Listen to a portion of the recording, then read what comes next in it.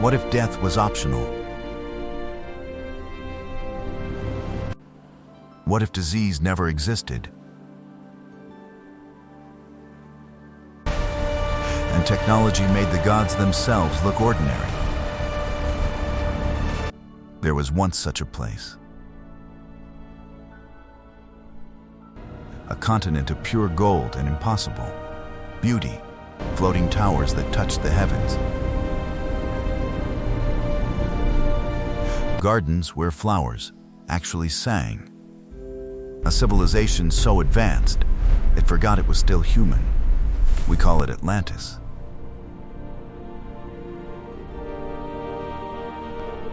But behind the shining paradise hid a deadly secret, a secret of pride, forbidden power, and the ultimate betrayal of nature itself.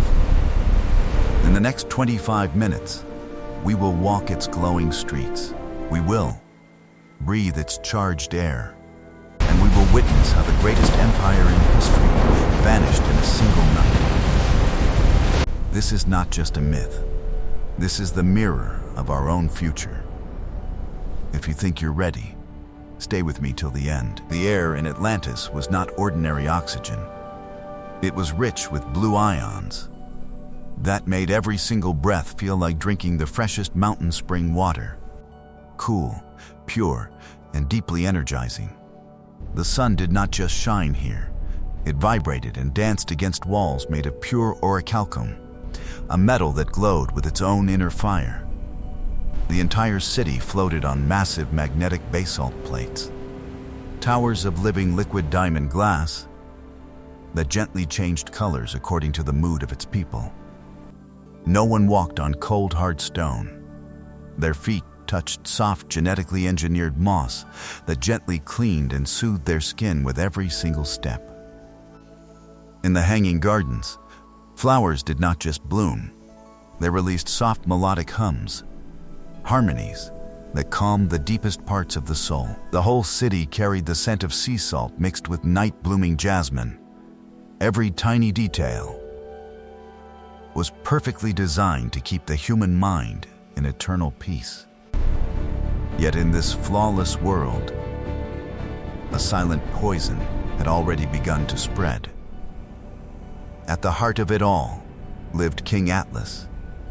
His palace was carved from a single white marble mountain. The floors were warm, pulsing blue crystal that responded to his every thought.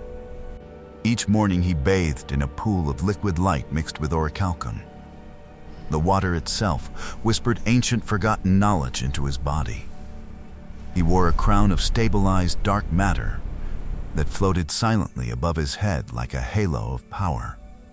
His robes were woven from the silk of rare deep-sea creatures and threads of pure gold. He consumed light pods that tasted like wild honey and flooded his body with the strength of 1,000 men. Through the quantum link, he instantly shared entire memories and emotions with his 9 brothers. No words were ever needed. His personal guards were 7-foot giants, with eyes that glowed like molten gold. Yet late at night, King Atlas would often stand alone on his balcony, looking out at his perfect shining city, and feel a small crack forming in his heart. A quiet voice would whisper, "Are we truly gods? Or are we only playing with forces we do not fully understand?" Life in Atlantis followed a divine and peaceful rhythm. Every day began with the mental sync to the great central crystal. There were no phones, no screens, only the global mind. In a single thought, you could send a complete memory or deep emotion across the vast ocean. They absorbed vibrational food directly through their skin instead of eating heavy meals that weighed down the body. Afternoons were spent in music baths, where instruments of water and light created healing frequencies for the soul. Even their children were born inside sacred water pods within the temples. Many could communicate with whales and understand the mathematics of the stars before they even learned to walk. It was heaven on earth. But this heaven slowly fed a dangerous pride. The quiet belief that they were no longer servants of nature, but its true masters. And masters answer to no one. Far beneath the shining city lay the secret chamber of souls. Here the high priests achieved the impossible. They learned how to separate the human soul from the body and store it safely inside perfect crystals, a form of true immortality. At first it felt like the greatest gift from the gods. Then it turned into a dark obsession. They began experimenting on people brought from conquered lands. They grafted magnificent wings onto human backs, creating the first beings they proudly called angels. They fused lion heads onto strong human bodies, giving birth to the majestic Sphinxes. These hybrid creatures were kept in golden cages purely for the entertainment of the royal court. They also built massive climate engines, machines that could make it rain liquid gold or bend the weather to their exact will. But every time they used these engines, the Earth itself grew weaker. The planet's core began to bleed energy. And slowly, the master crystal in the central temple turned from pure bright white to a deep warning blood red. King Atlas saw the change clearly. He felt the growing fear in the quantum link with his brothers, yet the voice of pride spoke louder. We are the masters now. Blinded by their own power, the 10 kings made a fatal decision. The entire world must bow before Atlantis. They launched the terrifying Black Navy, massive submarines of dark iron that moved beneath the waves like living sea monsters. Each one as large as a small city, armed with sonic bombs that could shatter mountains. Their soldiers carried unbreakable plasma shields. Metallic birds of prey filled the skies, dropping fire on anyone who dared to resist. They attacked the early civilizations of Egypt and the ancient tribes across the western seas. Their goal was clear: turn the whole planet into one giant crystal engine to fuel their endless power. But the Earth answered back with rage. Volcanoes long thought dead roared back to life. The oceans grew restless and angry. And deep beneath Atlantis, the ground itself began to hum with warning. For the first time, King Atlas felt real terror in his heart.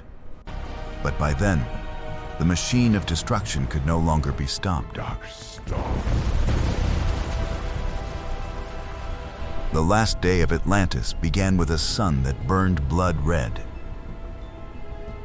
The master crystal let out a piercing scream that shattered the peaceful morning air. King Atlas rushed to his balcony and saw something impossible. The ocean had suddenly pulled back for miles. Millions of fish lay dying and flopping helplessly on the exposed seabed. The people of Atlantis stood frozen in the streets. Some fell to their knees and prayed. Others simply wept in silent disbelief. Then, the first violent earthquake struck. It ripped the great library in half. Ancient golden scrolls and glowing books burned and vanished in seconds. The protective Atmos shield cracked open. Freezing cold from outer space rushed into the city. And on the horizon, a wave appeared, taller than the highest towers, moving faster than thunder itself. In that final moment, King Atlas sent one last message through the quantum link. A memory filled with deep regret. We became the monsters. The fate of the realm hangs in the balance. We swore we would never become. In one single day, in one endless terrifying night, the golden empire of Atlantis, the dream of gods on earth, was completely swallowed by the angry ocean. Towers crumbled into dust, gardens drowned in silence, and the greatest civilization the world had ever seen disappeared forever. Today, the ruins of Atlantis lie buried under 5 miles of cold, dark water. Some say their ancient crystals still pulse weakly, creating the strange mysteries we now call the Bermuda Triangle. A few survivors managed to reach the shores of Egypt. They built the pyramids, not as tombs, but as a final warning carved in eternal stone. The Sphinx still stands guard today, its lion body and human face silently reminding all of humanity. You are not the first civilization to believe you are gods. Look around our world right now. Genetic engineering, powerful artificial intelligence, the endless chase for comfort and control. We are walking the exact same path. The ocean is patient. The ocean is silent. And the ocean is still waiting. Will we listen to the whispers rising from the deep, or will we too sink beneath the waves? This is the untold chronicle of Atlantis, not just a lost civilization, but the clearest mirror of our own future. If this story touched you or made you think, tell me honestly in the comments. Do you believe we are building our own Atlantis right now? Which part of the story hit you the hardest? If you want more deep, untold stories like this, hit the like button, subscribe to the channel, and turn on the notification bell, because the deep still holds many more secrets and many more warnings. Thank you for walking these ancient streets with me. Until next time, stay curious. And above all, stay humble.